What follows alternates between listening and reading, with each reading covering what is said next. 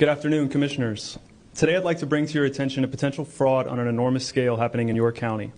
There's now clear evidence of NASA using numerous methods to grossly mislead the public about astronauts being on the International Space Station. During interior ISS scenes from NASA's own live feed, the use of wires, harnesses, green screens, and virtual reality have been detected to achieve the appearance of a weightless environment.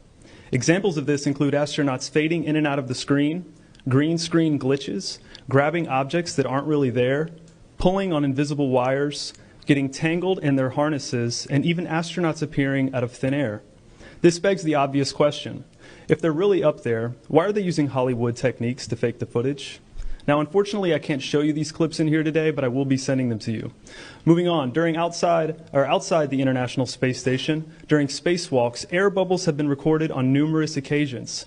How is it possible for air bubbles to be present in the vacuum of space? I once questioned astronaut Scott Kelly about this phenomenon. His body language and answers only created more questions. In 2013, astronaut Luca Parmitano nearly drowned during a spacewalk when his helmet filled with water. This happened again just last year. Air bubbles, helmets filling with water, and drowning. Are they in space or are they underwater? Now, what's really interesting is that they trained for spacewalks in an underwater pool with a complete ISS replica. Now, surely they aren't filming these spacewalks in an underwater pool and then editing them to appear if they're in space, because that sure would be something, wouldn't it? I'm calling on the Brevard County Commissioners to open a full investigation into NASA's fraudulent practices and use of taxpayer dollars.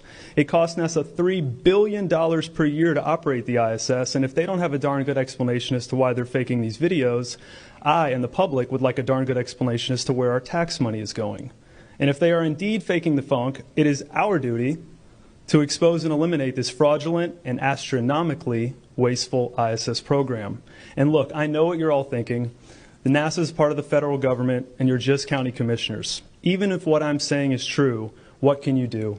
But let me remind you, not only is this happening in your county, as public officials, you have the platform and the ability to make a statement or hold a press conference, alerting the public, state, and federal authorities to investigate further.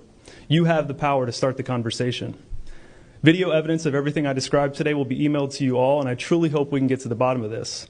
I look forward to the day that $3 billion annual budget is put towards our veterans, our homeless, maybe some of that mental health stuff the young lady just spoke about, and the revitalization of Brevard County.